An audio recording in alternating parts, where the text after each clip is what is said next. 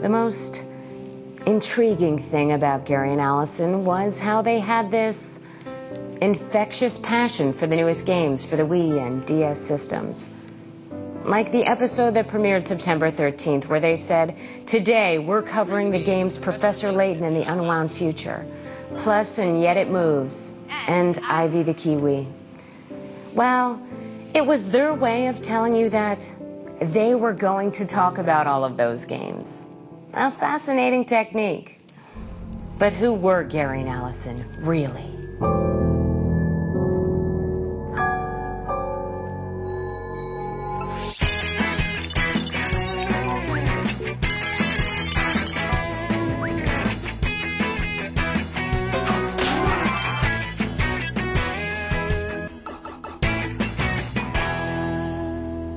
And Yet It Moves is a game that takes the laws of physics into its own hands. You don't just move your character, you actually rotate the entire world around him, like this.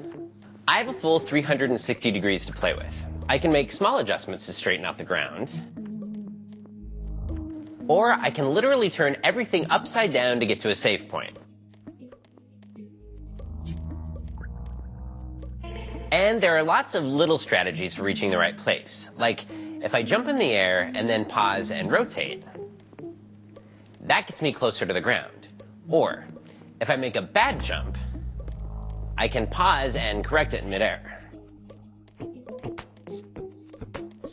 If I fall too far, I rip into pieces.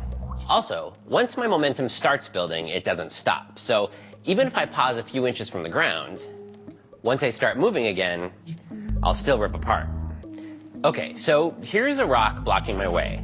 I need to get through that space so I can rotate the screen this way, but I don't want the rock to fall on me. The first few levels of the game teach you how to get from here to there without smashing into pieces. But further along, the puzzles get more and more complex, like this. I need to get down there, but there's a net blocking the way. I can't break it by jumping on it, but I'm thinking that maybe those rocks can.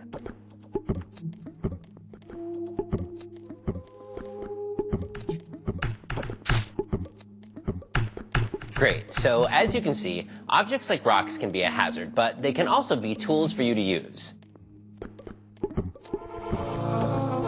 Everything about this game, from the mechanics to the cut paper backgrounds, is so totally unique, you'll start looking at the world differently. Hey, Gary. Hey, Allison. And Yet It Moves is available now from the WiiWare service. By the way, today's the 1-year anniversary of our first episode. Happy anniversary, Allison. Happy anniversary to you, too.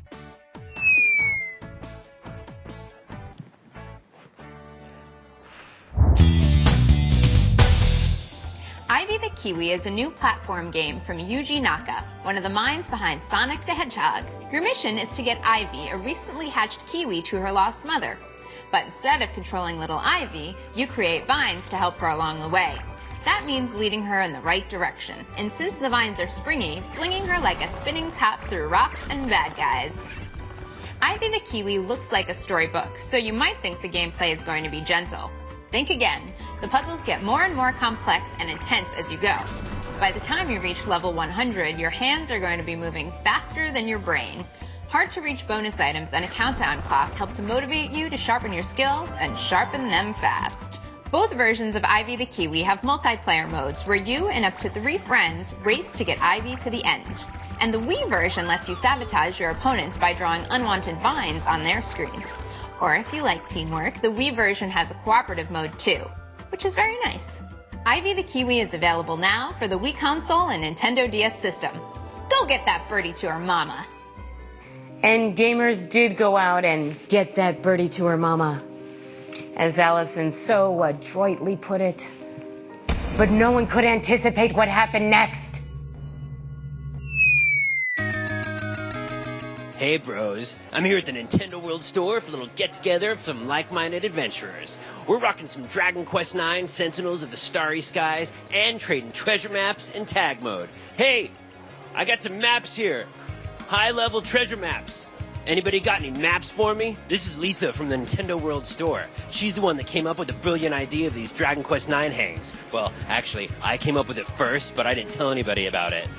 Anyway, What's up, Lisa? I didn't mean to steal your thunder, but we've got lots going on over there with all the Dragon Questers. We just let people come in, they get to play the game, they get to quest with other people, we distribute maps, and they just get a chance to interact and have a lot of fun. JC, what's your Dragon Quest deal? You know, what level are you and job type? You know, that drill. I'm a level 45 minstrel. I'm a level 39 warrior. Right now, I'm just a freelancer. You know, I'm going from warrior to paladin, paladin to sage, but at heart, I'm a luminary. She's a warrior. Her name is Myra, after me.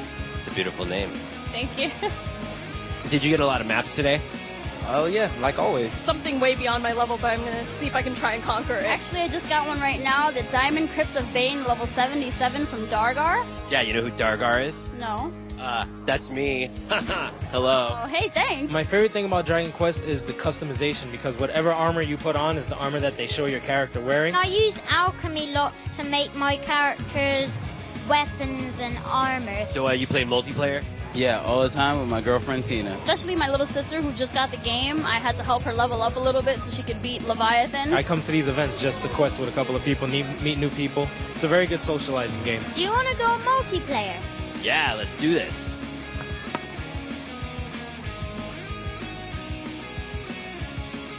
I've been trading treasure maps all night. Now I'm ready to go back to my roof tent and let my character Dargar get his quest on. This is Dark Gary saying, see you in the dungeons, bros. Oh, hey.